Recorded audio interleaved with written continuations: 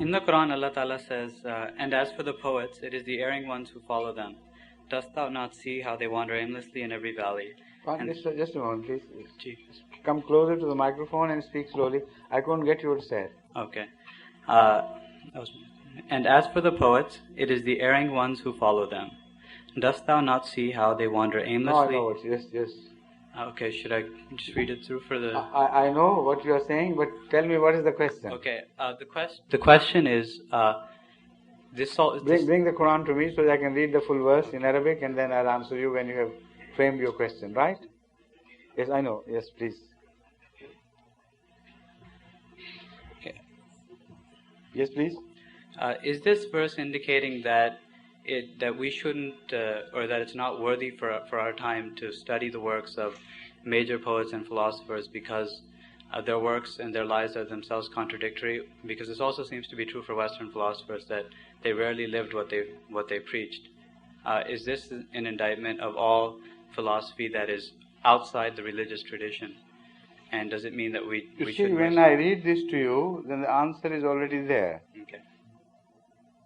هل أنبئكم على من تنزل الشياطين تنزل على كل أفاك أثيم. Shall I tell you on whom the Satans descend?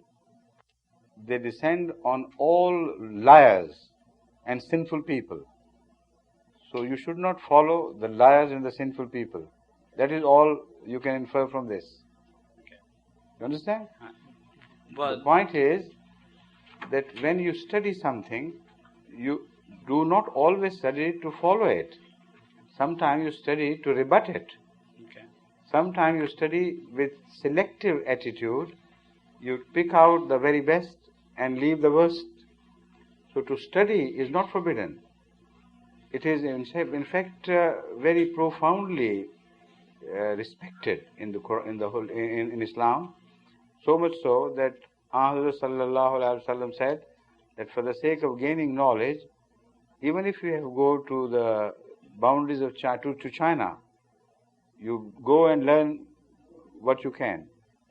Now China at that time was farthest than anything, anything known to the man in Arabia. That was like going to moon.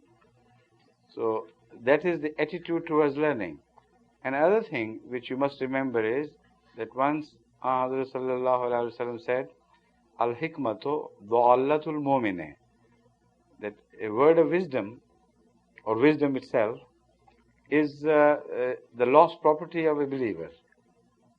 Now when you see your lost property in the hands of your enemies or some filthy, dirty people, you don't hesitate to own it and repossess it because you found it in a bad place.